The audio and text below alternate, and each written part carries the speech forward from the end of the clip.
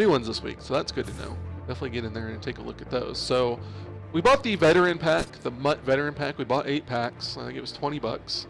We got, in 8 packs, we got 17 gold players, 1 elite player, and it also gives you a bonus of 2 collectibles. And we got the Rose Bowl and Skater collectibles, okay? So then what we did is for the other 6, we went into auctions and we bid on them in auction. Now, I looked up on mudhead.com, and according to Mudhead, the 87 overall Cam Newton is worth about 67,000 coins. Break that down, divided by 8 players, that means they're worth roughly about 8,000 apiece. Well, it might actually be worth a little bit more than that, because I picked up every one of these guys except for one. I think I might have paid around 10,000 for one of them just because he was the last guy and I was tired of bidding. But the other 5 that I picked up anywhere from 2,600 to right about 6,500. So some range in there. I completed the collection with them, and all the rest of them I sold anywhere from 8,500 to 10,000. So the ones that I picked up, I completed my set, got them cheaper than, for the most part, than the 8,000, 8,500 they're worth. And the rest of them I sold anywhere from 8,500. I actually picked up some extras while I was in their bidding. I sold them for 8,500 to 10,000. So I picked up extra coins by picking up extra guys when I was out there bidding, trying to complete the set. So definitely something for you guys to keep in mind if you guys aren't aware of it yet, aren't doing it already. Take a look at the auctions and don't just look at the players that you're looking at. Take a look at the, go by position, look at the ones that are ending now. At first I focused in on these, and because I was trying to complete the section or the sets, and found that some of them were cheap and I was able to win them in auction. It takes some patience. Sometimes you got to sit there for 10 or 15 minutes and keep bidding and finally you win it. Set a price too. Like I didn't usually want to go over 6,500 on any of them because I wanted to make sure I could sell them and at least get 2,000 over if I got an extra one, which I did. So set a price that you don't want to go over, but you're not going to win all of them. Sometimes people are going to go over what you're willing to pay. But it's definitely a way that you can go through. You can make some coins. Like I said, one of those guys I picked up for 2,600. I turned around and sold them for 8,500. So a 6,000 coin profit off of one guy. So definitely a way to pick up some players, complete sets, and pick up some extra coin along the way. Another thing that I did, kind of along the same line there, is yesterday I went in and I was just looking to beef up my team. So I did that with these 3 guys. So I went into auctions and I looked at Kalil. I want to say that on Mudhead, Kalil was going for around, I want to say he was around 15,000, something like that. And I think I picked him up for right at 10,000. I'm not sure if I'm going to hold on to him because I want to go with a ground and pound style with my MUT team. And he's got a speed run style. So I'm not sure if I'm going to keep him or not, but I know I could turn around and probably sell them and buy it now for somewhere between 15 and 20,000. I'm probably going to sell them, and I'm going to make 5 to 10,000 coins just by buying them in an auction and then reselling them.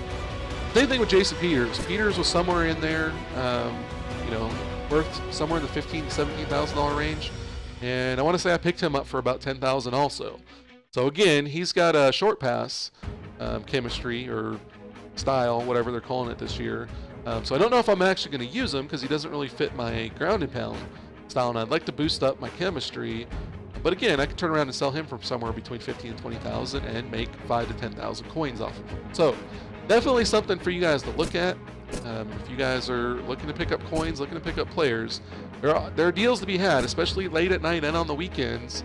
If you're patient and you sit there and you keep bidding and you know what these guys are worth, you can set a reasonable goal of where you want to try to get it and try to win them. Another thing that you can do, which I figured this out last night, not sure if that helped me win them or not, but it does help speed up the process. You can go in, even though you're the top bidder on an auction, you can actually go in and bid again. So for instance, one of these guys, I don't remember who it was, might have been Arian Foster.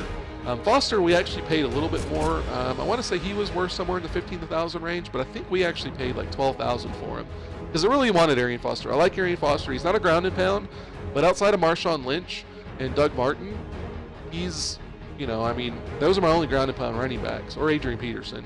So, you know, I'm going to stick Arian Foster in there, replace Jacquizz Rodgers as my number one running back. So I paid a little bit more for him, but even at some point I want to sell him, I could probably still make some money off of him. So one of the things that I did was, you know, it started off, it was like at 2,900, 3,000, something like that when I started on Foster. So I bid 3,000 and somebody outbid me, went up to 3,100, right?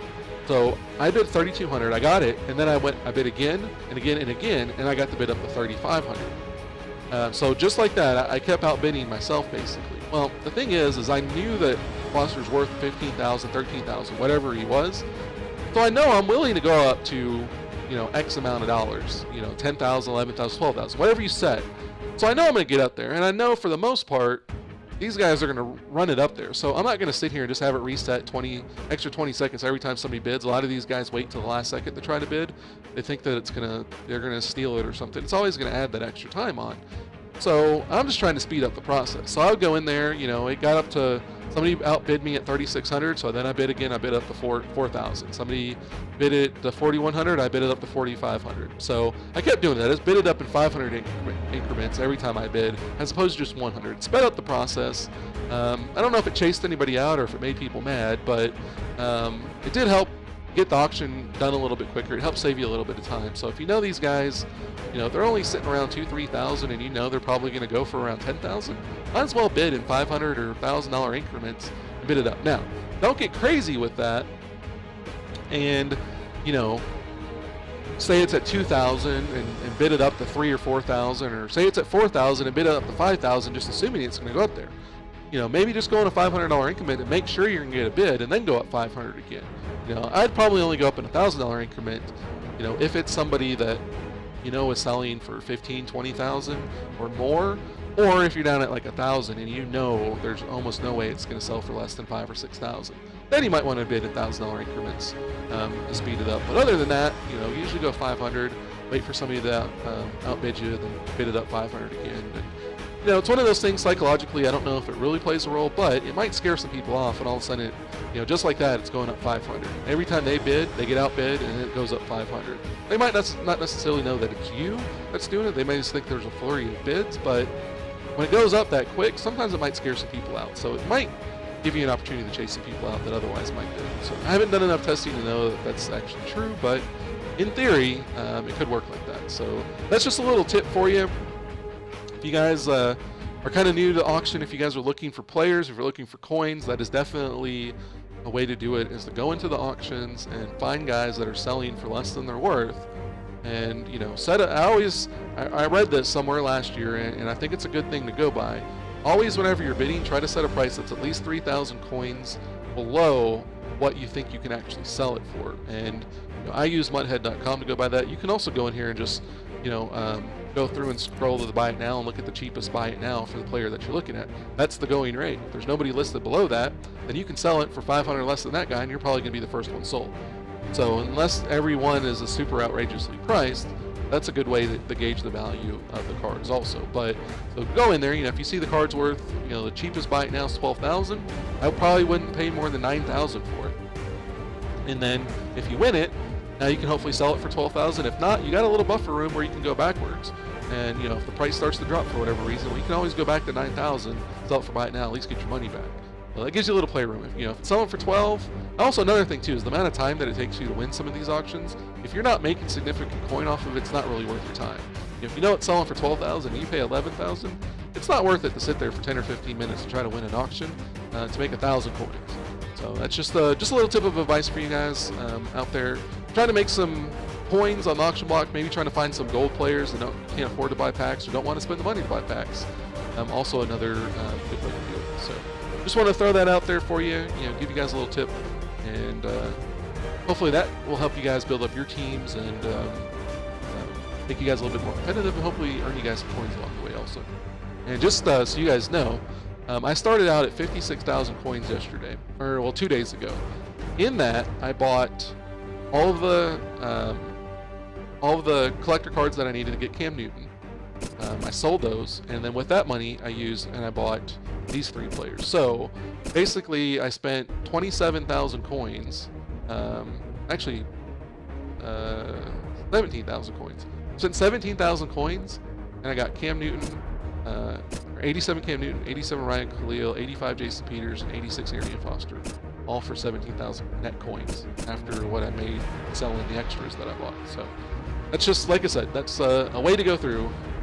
You know, pretty much if I told you, anybody out there that's watching, you can have those 4 players for 17,000 coins, would you guys take that up? You know, an average of, what, 4,000 coins a piece? Yeah, I think you probably would. So just a little tip for you guys.